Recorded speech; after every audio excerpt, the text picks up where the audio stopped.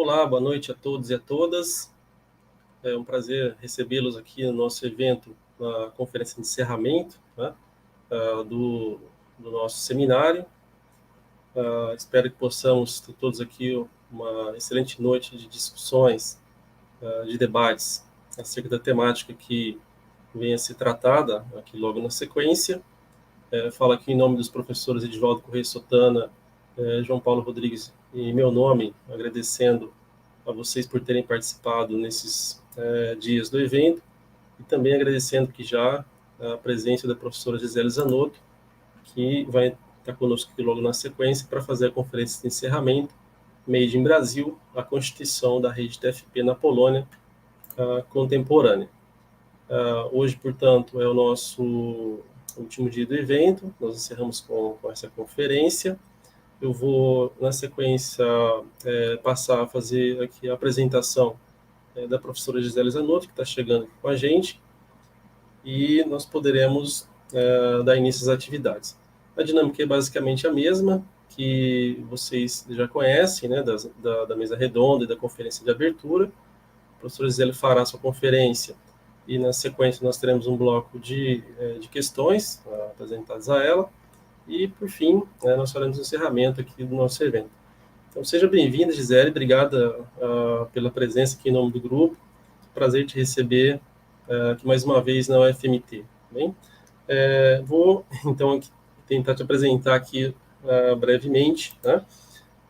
A professora Gisele Zanotto, ela é graduada em História pela Universidade Federal de Santa Catarina, mestre e doutora em História Cultural também pela Universidade Federal de Santa Catarina, pós-doutora pela Universidade de Buenos Aires. É professora nos cursos de graduação e pós-graduação em História na Universidade de Passo Fundo, coordenadora do programa de pós-graduação da mesma universidade e do curso de especialização em História e Gestão de Acervos. Ainda coordenadora do Núcleo de Estudos de Memória e Cultura, o NEMEC, do Laboratório de Estudos de Crença, da Rede de Pesquisa em Acervos e Patrimônio Cultural e do Arquivo Histórico Regional de Passo Fundo. Membro do Instituto Histórico de Passo Fundo, do qual participa atualmente da gestão fiscal. Foi presidente da AMPU do Rio Grande do Sul, 2018 e 2020. Ela é membro fundadora da Rede de Pesquisa Histórica Catolicismo no Mundo Contemporâneo e investigadora associada da Rede de Pesquisa Direitas, História e Memória. Membro cooperado do Fórum de Arquivos de Pesquisas relativos ao Cristianismo e Democracia, associada à AMPU, à BHR, à CSRM, à BEC, entre outras coisas mais. O professor Gisele tem nada mais nada menos do que mais de 20 artigos publicados, entre livros e, digamos que, parcerias de organização de livros, 20 também, 35 capítulos, e eu destaco aqui a republicação quentíssima dessa semana, da sua tese de doutoramento, intitulada Tradição, Família e Propriedade, a TFP, as idiosincrasias de movimento católico no Brasil, 1960-1995. Depois, nós podemos compartilhar aqui o link desta obra aqui no chat com vocês, que a obra está em download gratuito para nós outros, né? Parabéns pela publicação, Gisele. Obrigado pela presença, seja bem-vinda. E você está com a palavra, fique à vontade para fazer sua conferência aqui conosco. Tá bem? Obrigada, Cândido. É um prazer estar de volta ao FMT, mesmo que à distância dessa vez. Quero agradecer ao convite, né, dos membros da linha de pesquisa que promovem este evento. Essencialmente você, parceiro que fez o convite diretamente, mas, claro, o Edivaldo e João Paulo, os professores membros da linha de pesquisa. Para mim é uma honra estar fechando esse evento, espero corresponder à expectativa, e pelo convite e o diálogo que encetei com o Cândido antes desse momento, que é muito especial, decidimos então por tratar um pouquinho dessa questão da TFP polonesa, um tema quente, atual, que ainda não tem grandes considerações finais, porque ainda é um processo em desenvolvimento. Antes de começar, eu quero ressaltar a importância de eventos como esse, de linhas de pesquisa dentro de programas de pós-graduação em História, porque, de fato, é nesses momentos que a gente troca com colegas e faz o conhecimento avançar com esse diálogo franco e aberto entre todos. Bom, eu vou pedir para o colega Edivaldo, que está aí nos bastidores, colocar os slides, que vão me guiar na fala. De fato, esse é um tema que me foi solicitado alguns anos atrás por uma parceria Brasil-Polônia que nós temos aqui na UPF e especificamente em função da visita de um membro da diplomacia polonesa que passou por aqui, ficou alguns dias trabalhando conosco e com ele produzimos alguns trabalhos, né, tanto PPG História quanto Letras. TFP polonesa, para mim, era uma incógnita até então, já que eu tenho me dedicado à TFP brasileira, né, a Sociedade Brasileira de Defesa da Tradição, Família e Propriedade, desde 2000, literalmente, mas essas irradiações para outros países me interessam, embora eu tenha começado mais pelas irradiações, expansões latino-americanas.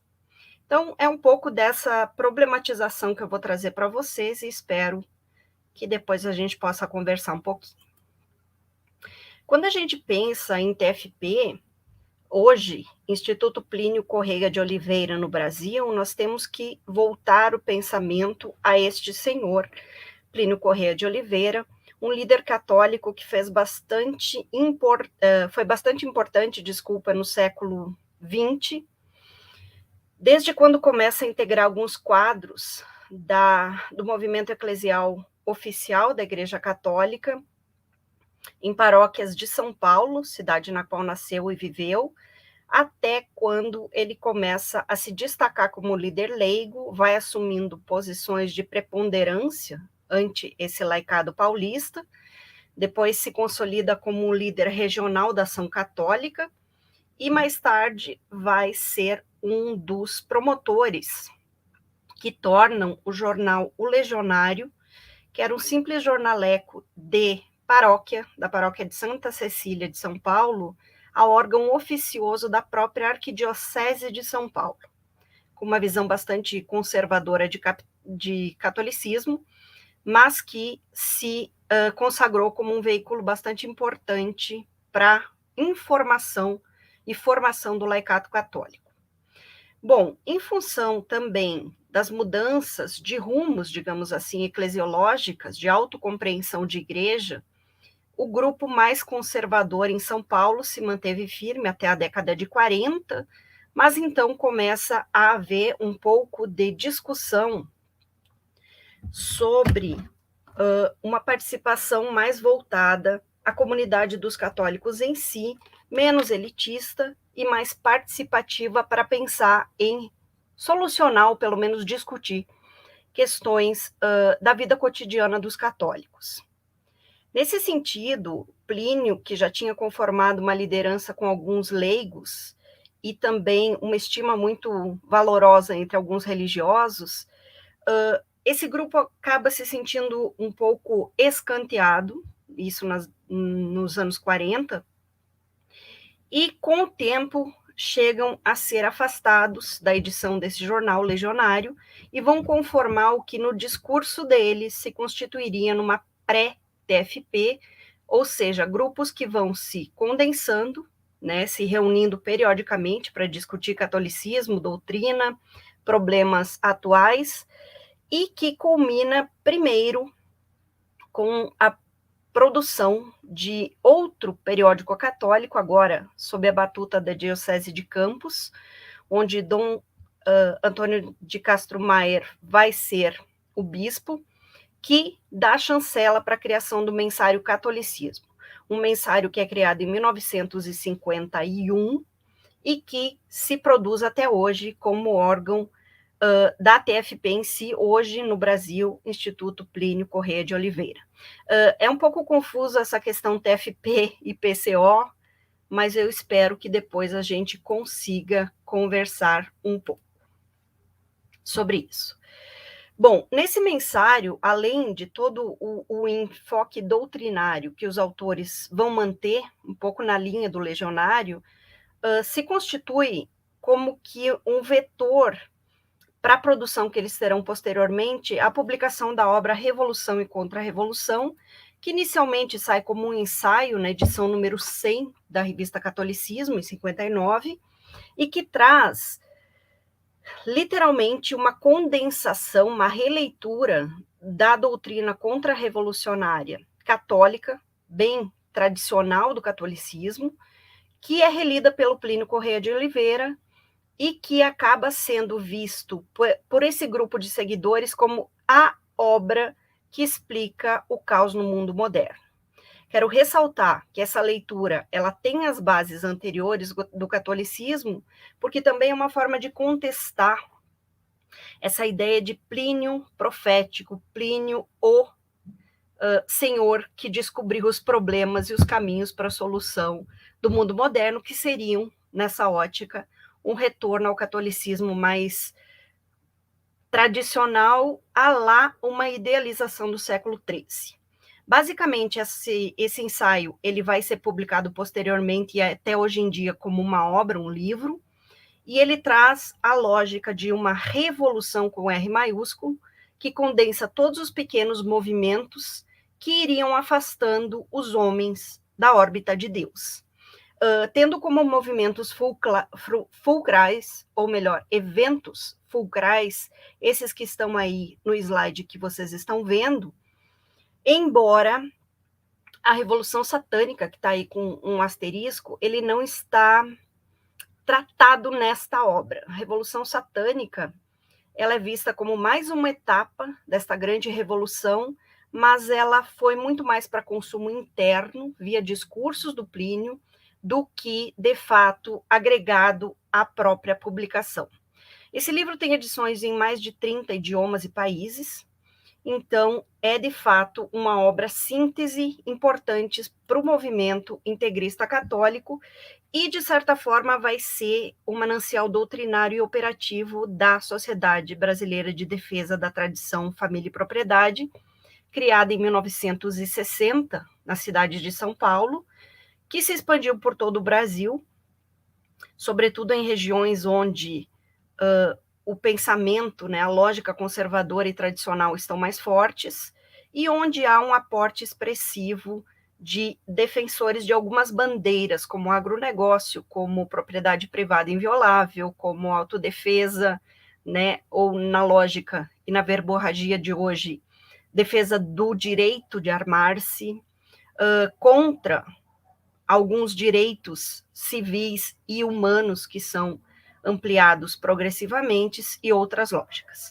Bom, a ideia da TFP é criar uma entidade civil que responde ao Estado, gosto de enfatizar isso, né? É um grupo católico de autodeclaração, mas que responde ao Estado, e que atua em nível político-cultural, atuava pelo menos até 95, defendendo essas bandeiras da tradição família e propriedade, a tradição sempre católica conservadora, a família indissolúvel, num modelo bem patriarcal, e a propriedade inviolável e, de preferência, que não incorpore aquela lógica de propriedade como bem comum.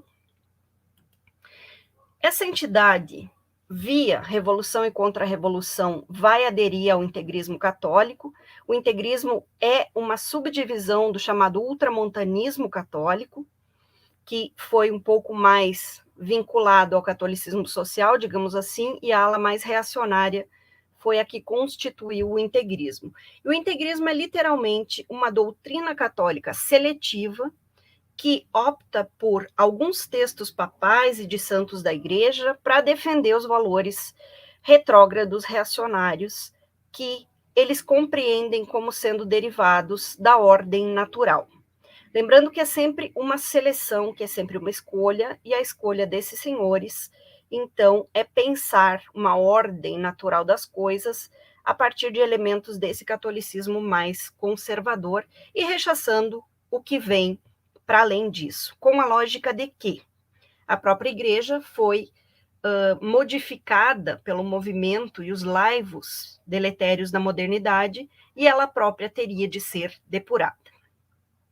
Então, só para ilustrar um pouco desse ímpeto integrista, quero ressaltar que a atuação é uma das bandeiras-chave, não só na retórica, mas a atuação de fato, de se colocar nas ruas, de fazer campanhas públicas ruidosas, de criar polêmicas públicas, para, de fato, conquistar um espaço, angariar pessoas adeptas a um pensamento e uma ação tal como a deles.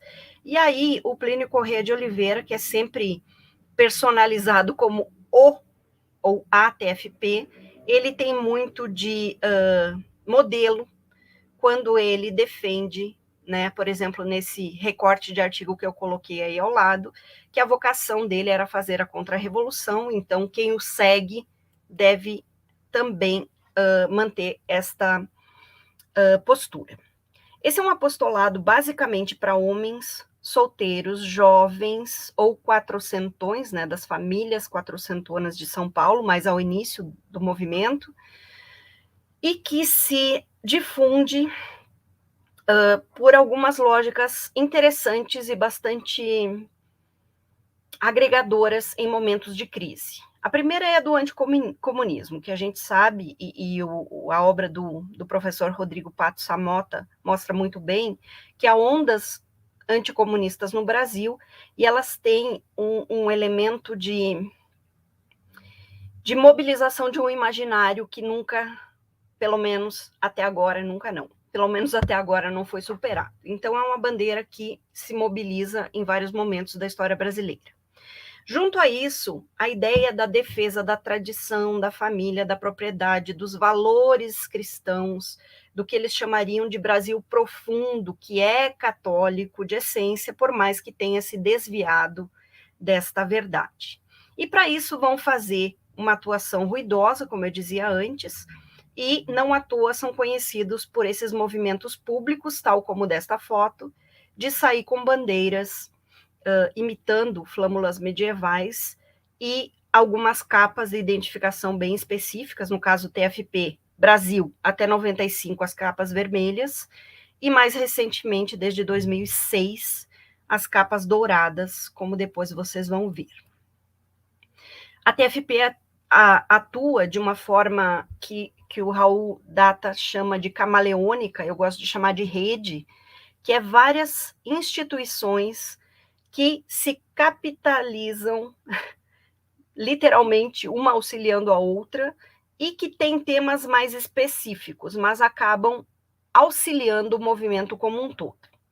Então, movimentos como Ação pela Família, que se volta para essa questão, vinculada a nascer a um direito contra qualquer forma de aborto, que é vinculada ao movimento Amanhã de Nossos Filhos, preocupado com o que eles chamam de pornografia televisiva, sobretudo, ou cursos como um que está muito em voga agora, que é o curso Dom João Bosco, né, que tem tido uma atuação bastante expressiva da atriz Cássia Kiss, associações múltiplas voltadas ao agronegócio, família, juventude, são esses eixos principais para o lado masculino, e, claro, pensando também nas mulheres, não dentro da TFP, mas como entidades afins, nós temos as campanhas fatimistas da Nossa Senhora, conhecida como a mais anticomunista, que são mantidas pela TFP e também pelos grupos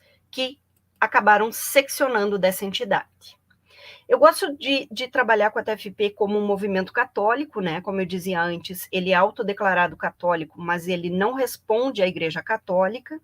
Junto a isso, observar a sua atuação como grupo de pressão e, nesse sentido, observar o quanto o lobby que a TFP ou apoiadores dela fazem nos congressos, né, Senado, Câmara, mas também em alguns estados, é interessante porque as bandeiras acabam se refletindo lá em discursos, nem sempre em votações, né? Mas em discursos como de alguns parlamentares, como o Ives Gandra, e outros mais. É uma entidade civil que tem de responder ao Estado, então seu limite de atuação não é literalmente a defesa do catolicismo ou da hierarquia católica tal como é, mas sim evitar questões que afrontem o Estado.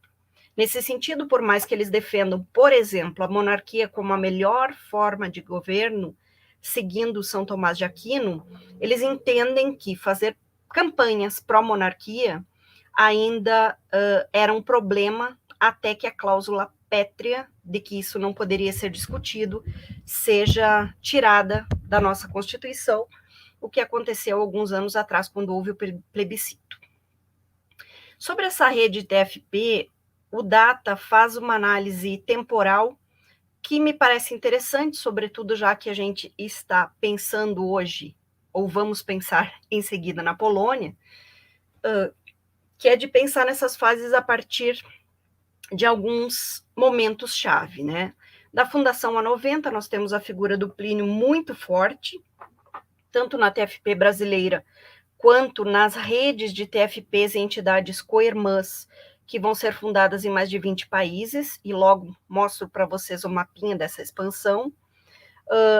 No fim dos anos 80, a gente tem, ao longo dos 80, mas no fim, né, essas críticas ao modelo de socialismo real sendo bastante vigorosas, e a própria realidade social e política dos países do leste europeu vão culminar, de certa forma, com a derrubada do Muro de Berlim. O Data chama de queda, eu prefiro derrubada, porque há uma agência aí. Depois nós temos um período em que ainda se estava pensando que rumos esse novo mundo vai tomar, né? Quando deixa de ser bipolar, mas não está configurada uma nova geopolítica. E nesse período, o Plínio já está bem doente, nos anos 90, fraco, continua trabalhando, mas tem um declínio, digamos assim, da produção pública até a sua morte em 95. Depois da morte desse fundador e a personificação da entidade, é que nós temos um esfacelamento da própria rede. Para alguns isso era um projeto do Plínio, de que depois dele não tivesse mais TFP. Para outros, é uma briga que ainda se mantém, uma briga que, como vocês vão ver, capitaneia-se por duas instituições no Brasil que lutam pelo imaginário, pela memória, né, o espólio de memória do Plínio Corrêa de Oliveira. Bom, essa atuação em rede, que é a lógica do rizoma, como está o desenhinho ali, para mim me parece mais coerente do que chamar simplesmente de camaleão ou outra terminologia que o Data usa, que é uma entidade guarda-chuva. Nesse mapa, em azul mais claro, nós temos os países em que não houve TFP ou entidade afim. Então, vocês vejam que a América do Sul, basicamente, foi coberta por entidades próximas à TFP, América do Norte também, Central, pouquíssimos países, mas na Europa, que está mais pululando ali, na Europa Ocidental e do Leste, nós temos esse movimento de expansão dos anos 90 em diante, que é muito expressivo. África do Sul, tivemos um birô de representação, isso se deu nos anos 70 e 80, também acompanhando alguns dos movimentos pró-autonomia desses países. Na Índia já tivemos alguma representação, e Austrália e Nova Zelândia também, que são países interessantes para apontar aqui. Então, os 5 continentes tiveram ou têm algum tipo de vinculação com esse movimento que eu chamo de pliniano. Bom, TFP até 95 ela era tranquila da gente identificar, não é à toa que a maioria dos meus trabalhos termina em 95, porque com a morte do fundador começam as secções.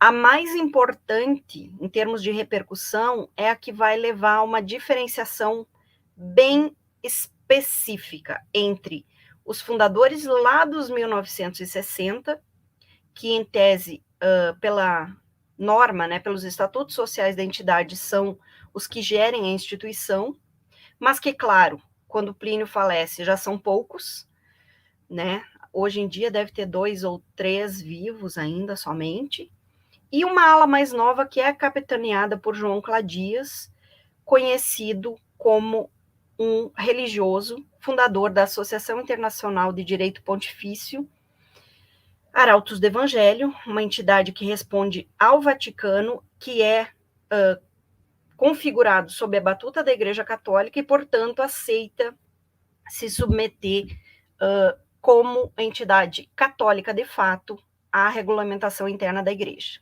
O problema acontece quando essa entidade, Arautos do Evangelho, de uma forma oculta, né, por pessoas-chave que são próximas a esse movimento, acabam gerando toda uma discussão sobre a liceidade do controle da TFP, que gera processos homéricos em termos judiciais, que se definiram somente em 2004, e que levaram ao seguinte cenário: Arautos do Evangelho controla a TFP no Brasil. TFP no Brasil, hoje, basicamente, faz trabalhos caritativos e campanha fatimista. Já não tem mais aquele ímpeto político-cultural como teve antes.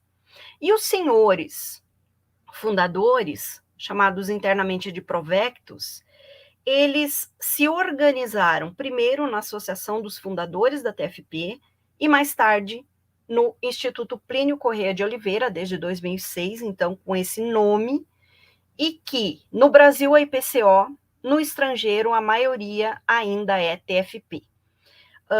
Eu gosto de facilitar a vida de todos na interpretação, dizendo, para mim, TFP é esse movimento vinculado ao Instituto Plínio Corrêa de Oliveira, mantendo uma linearidade de propostas, atuação, metodologia e tudo mais. A TFP brasileira, ela literalmente é outra TFP, embora mantenha um nome, símbolos e algumas propriedades.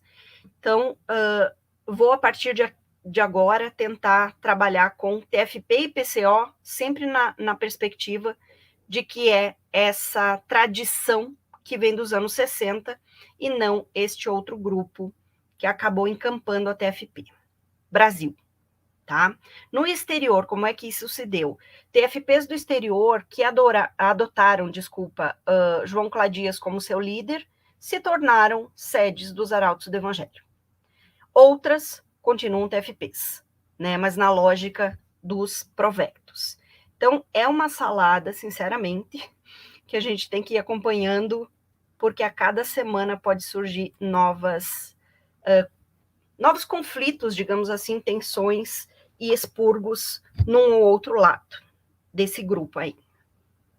Então, hoje, a cara da TFP é o IPCO, e aqui eu trouxe um print do site dele, só para vocês verem quanto ali na ação nós temos as mesmas campanhas que a TFP de antes fazia, né? Defesa da família, do agronegócio, contra o ambientalismo, que eles chamam de psicose ambientalista. Enfim, as bandeiras principais estão ainda aí, e, claro, a devoção a Nossa Senhora de Fátima, que é essa grande anticomunista sobrenatural, também alçada com grande orgulho por eles. E a Polônia? Como é que a Polônia entra nisto tudo? Bom, o início da expansão estrangeira ou transnacionalização da TFP começou pela América do Sul, via católicos conservadores de edições de revistas que tomavam contatos uns com os grupos dos outros, se visitavam, foram difundindo o pensamento do Plínio. A catolicismo acabou criando uma série de semanas de estudo de catolicismo em que esses estrangeiros vinham, e esse contato foi levando à posterior criação das TFPs, inicialmente Argentina, Uruguai, Chile e assim por diante. Para o caso da Europa, a situação não foi tão imediata, começa nos anos fim dos 60, início dos 70, mas isso não significa que o Plínio e seu séquito não estivessem de olho, já que eles têm uma perspectiva de fazer um estudo da realidade, interpretação dessa realidade, mostrando o que é revolucionário e o que deve ser feito como contra-revolucionário aí. E a Polônia, pós-Segunda Guerra, pós-invasão nazista e sob o controle dos soviéticos pós-guerra não vai ser diferente. Polônia vai começar a ser tema de artigos sobre bispos que estão sendo perseguidos pelo governo, entre aspas, né, dito por eles, stalinista que governa a Polônia. Vai aparecer também quando há estudos sobre países que têm o comunismo e qual é a situação da igreja e dos católicos nesses países, e é aí que, em 1963, nós temos um estudo, digamos assim, com mais ênfase, do Plínio Corrêa de Oliveira, o assinado por ele. Sabemos que a maioria dos estudos foram feitos por comissões de estudos da TFP, mas que o Plínio assinava, e que tratava justamente de como a igreja é tratada em estados comunistas. Esse livrinho, chamado Liberdade da Igreja no Estado Comunista, que eu traduzo aí pela sigla LIEC, ele foi publicado na Catolicismo e depois em uma separata para entregar para os padres que estavam participando do Concílio Vaticano II, na expectativa de que o comunismo fosse, enfim, condenado mesmo durante o concílio. Para isso, eles evocam toda a discursividade da mensagem de Fátima e outras coisas mais. Não houve essa condenação no concílio, mas, enfim, ali, nesse livreto, nós temos uma análise do que seria o contexto polonês e como a igreja estaria e os católicos vivendo sob aquele país e aquele governo. Bom, imediatamente começa uma polêmica que é vetorizada em duas publicações polonesas, né, a revista Kierunki e a Vies, que vão propiciar algo que a TFP faz muito bem, que é reverberar polêmicas e críticas. Quando eles são elogiados, é tudo muito maravilhoso e aquele discurso é utilizado, pela análise do discurso a gente fala como interdiscurso, sempre referendando, olha, tal líder de tal país ou de tal diocese da igreja polonesa nos elogiou, então está confirmando que aquilo está, de fato, representando a realidade polonesa nos anos 60. Quando é crítica, por outro lado, o que se faz? Quem é este criticante? Se estuda esta pessoa, seus argumentos, se rebate e sempre se trabalha com a lógica binarista. Se ele não nos defende, nós somos o bem, logo, eles são o outro, eles são o mal, e é por aí que essa argumentação vai.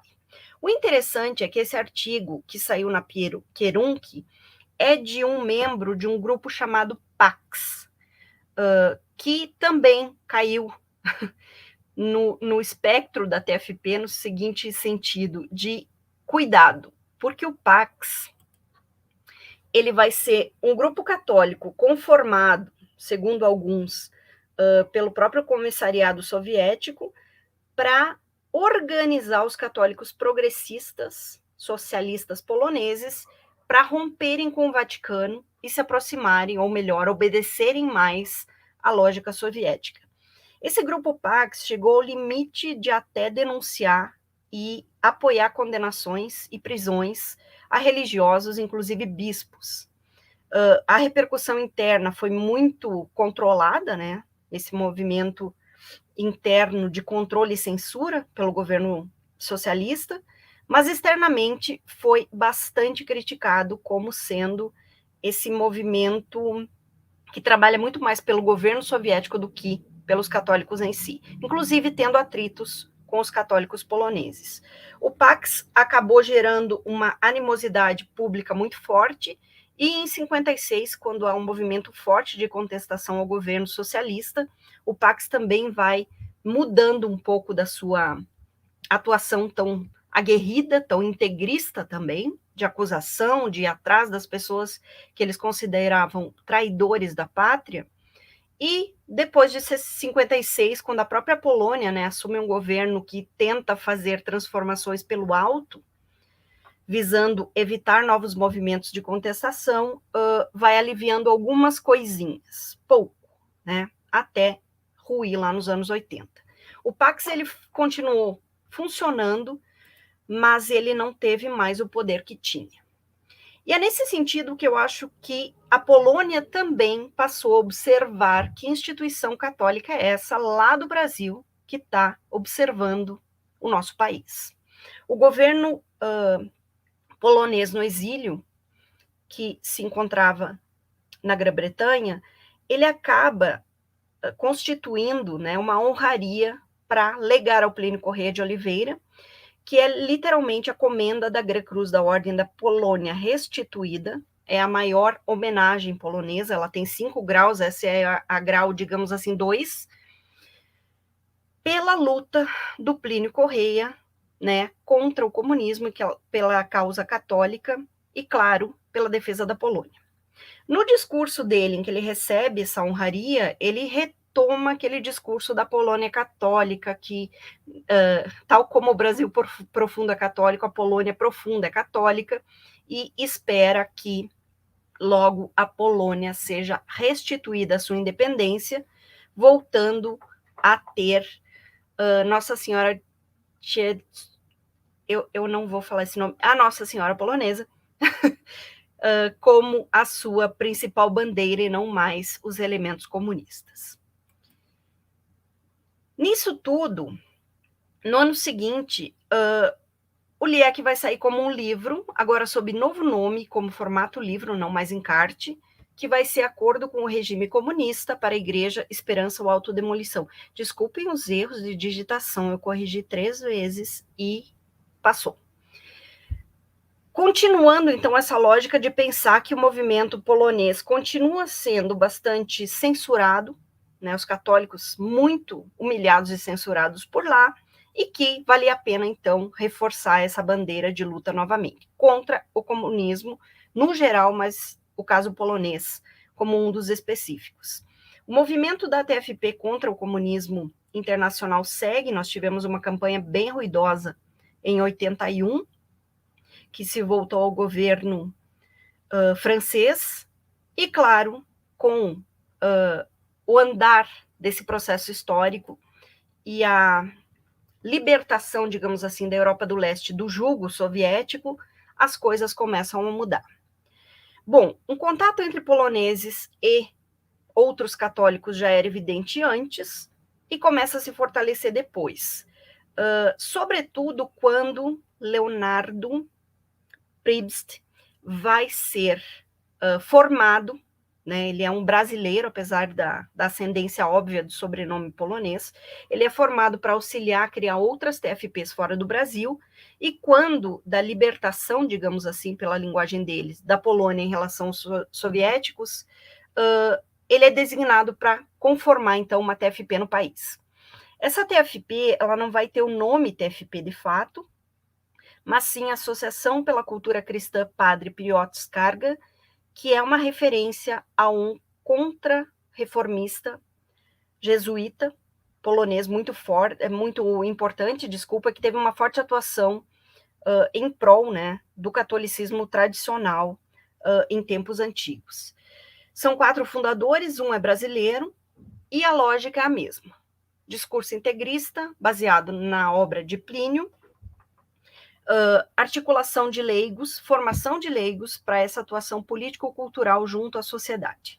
Não se quer, assim como a TFP brasileira, não se quer alçar ao poder diretamente, se quer influenciar pessoas que estão em postos de poder político para que elas tratem de pensar a salvação humana como o bem maior de todos, numa lógica de subsidiariedade. Eu, como civil, eu não posso pecar porque eu estarei me condenando. O Estado não pode me fazer pecar porque todos vamos ter a danação eterna. Então, é um pouco dessa lógica, né? Por que lutar contra o que eles chamam de roubo de propriedade privada, que é a expropriação para fins de reforma agrária? Por quê? Porque isso é um mandamento de Deus que vai contra a ordem natural das coisas, e isso te leva à danação eterna, literalmente, nessa perspectiva. Então, essa associação Piotr Skarga vai seguir a mesma linha das TFPs outras, só que tem um adendo, e é isso que chama atenção no caso polonês. A Polônia se recupera economicamente, não vou dizer rápido, mas consistentemente. E logo depois de passar por todo o processo, né, de lutas, de consolidação do Sindicato Solidariedade, da liderança do Lech Walesa e tudo mais, consegue não só ter a sua independência em relação aos soviéticos, mas no ano seguinte, 1990, Lech Walesa vai ser o presidente e a sua economia começa a se organizar de outra lógica. Aqui eu trouxe um recortezinho de 2014 da Folha de São Paulo, só para vocês verem que esse país estava e continua estando, né, com uma repercussão importante em termos de PIB per capita, qualidade de vida e investimento em várias áreas. E aí que está uma das coisas interessantes que eu volto a tocar depois. Bom, essa co-irmã polonesa, ela vai, assim como as demais, abraçar o discurso de que o muro caiu, a União Soviética se esfacelou, mas agora nós temos um outro tipo de comunismo vigente. O comunismo já não é mais aquele que iniciou combatendo, né, que passou por uma fase defendendo o diálogo e pacifismo, mas sim agora o comunismo é o defensor do relativismo, pela defesa do pluralismo partidário, de ideias, de gêneros, pluralismo de tudo. E nesse sentido, essa nova roupagem, digamos assim, do comunismo tem de continuar sendo combatida e nesta nova roupagem, a do pluralismo, do relativismo, as bandeiras vão ganhar mais ênfase. Que bandeiras? Contra o aborto, identidade de gênero, homossexualismo é algo muito fundamental para essa entidade, manipulação genética, estudos genéticos e, claro, a formação de católicos para continuar com essa mobilização de laicato leigo para influenciar as elites.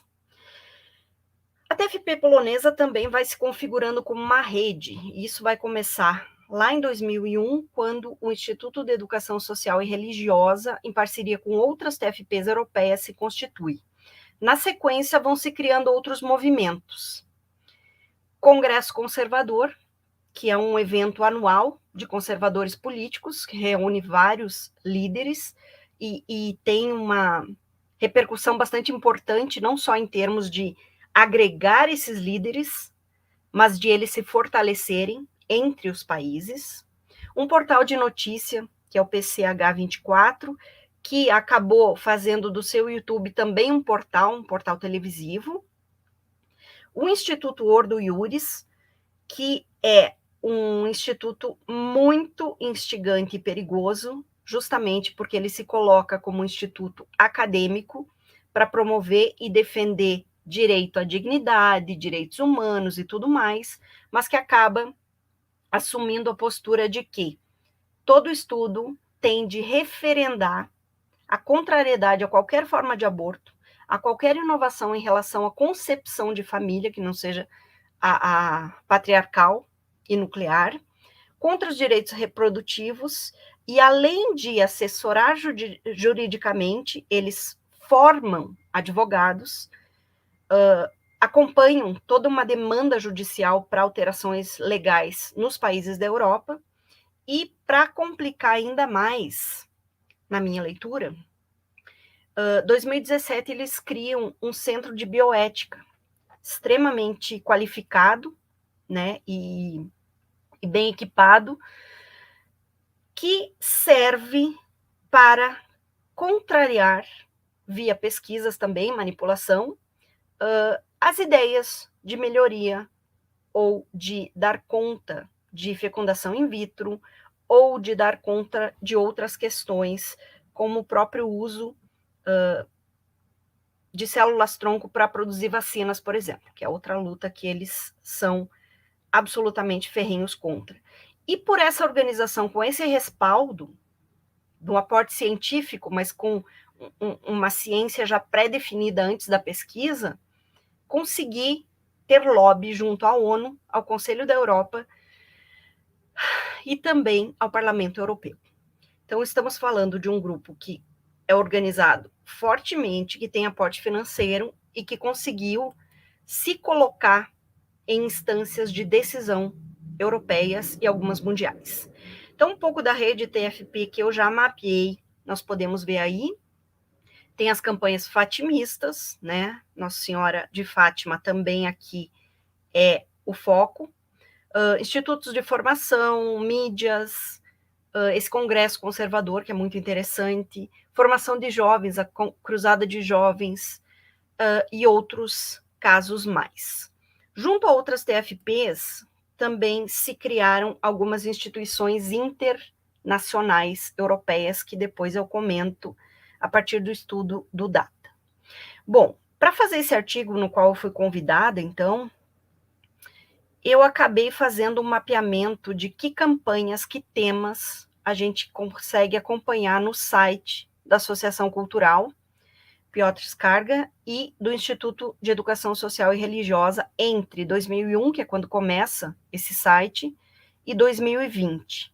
E o grosso das publicações, né, vão ser voltadas à difusão da devoção mariana, mas também, isso me chama atenção, a Congresso Conservador, que é num período específico do ano, mas está entre os temas mais abordados no site.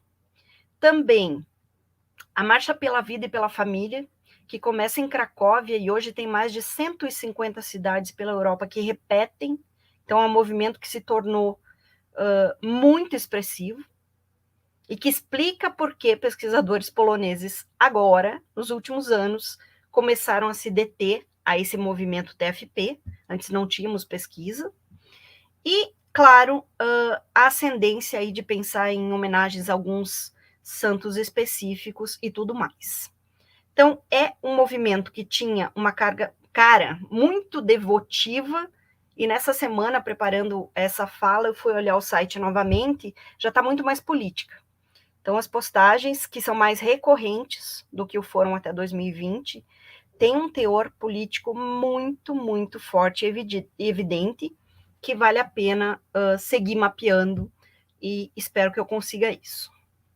Como eu dizia, então, a TFP conseguiu se alçar de tal forma na Europa que se tornou um tema para pesquisadores entenderem o que estava acontecendo. Um estudo que eu acho bem interessante para pensar essa ampliação de olhar a TFP polonesa especificamente, né? A francesa teve ruidosas campanhas contra ela nos anos 80, então já é conhecida dos movimentos anti-seita lá da França há muito tempo, mas poloneses, de fato, não tinham esse olhar para a entidade. O Kemper, em 2016, fez um mapeamento dos grupos de direita que estavam se destacando no cenário europeu, e o que nós vimos é que ele traz a TFP como essa entidade que não só está em movimentos, mas que faz a formação de líderes para esses movimentos de direita que estão ocorrendo nos últimos anos. Esta autora, que eu não me lanço a dizer o nome, por total ignorância, ela vai ter um estudo bastante interessante sobre justamente essa questão dos direitos reprodutivos e como a TFP tem atuado via Ordo Iuris e, claro, o Centro de Bioética, como esse entrave muito forte, porque se ampara em dinheiro, pesquisa e lobby. Então, o trabalho dela é mais voltado a essa questão específica. Ela está preocupada com isso até por observar as marchas pela vida, né, de Cracóvia para o mundo, e evidenciou o quanto a TFP tem força nesta bandeira na Europa, Polônia, sobretudo. E Data, que eu já comentei em alguns momentos nessa fala, que tem um trabalho muito interessante. Aqui eu me detive mais ao que ele fala sobre a Polônia, mas ele trabalha com TFPs da Estônia e Croácia também, e toca um pouquinho num movimento da rede lá na Espanha. É ele, como eu dizia antes, que trata, né, de movimento camaleônico, que tem a forma TFP, Organização Cultural, Anti-Aborto, Devoção Mariana, e também no caso polonês, essa organização legal como Ordo Iuris. É uma instituição que acabou mobilizando a Federação Pró-Europa Cristã, que foi criada em 2002 por várias entidades e TFPs internacionais, e que se tornou um pouco desse braço guarda-chuva para a formação de novas elites para ajudar no movimento de direita. Também cita outros institutos que eles criam, um deles que é interessante é o TFP Student Action Europe, que é de 2017, e anualmente faz movimento para universitários, né, eventos que os reúnem e os formam em termos de doutrina e também ideias, né, do que é essa ordem natural, que é sempre hierárquica, é desigual, é pautada em aristocracias, e que se faz a partir de uma seleção de discursos católicos, como eu dizia antes. Obrigada, e espero mesmo não ter confundido vocês, porque eu travei a língua em vários momentos, e nomes poloneses fazem isso com qualquer pessoa que não conhece o idioma. Mas obrigada. Obrigado mais uma vez, Gisele, aqui em nome do grupo, do OFMT, do Programa de Pós-Graduação em História também. E, portanto, nós vamos encerrando por aqui. Agradecemos a todos e a todas pela presença nos 2 dias de evento, né, ontem e hoje. E, portanto, esperamos que todos tenham tido aí dias agradáveis de debates, de aprendizado, de diálogo. E esperamos poder contar com todos vocês no próximo ano aí de 2023, aqui no nosso 3º seminário aqui do grupo de pesquisa. Então, muito obrigado a todos e a todas, em nome do meu nome, em nome do professor Edivaldo, do professor João Paulo, e agradeço novamente você, Gisele. Tá? Vamos encerrando então, boa noite a todos e a todas, e nós ficamos por aqui. Um abraço. Abraço.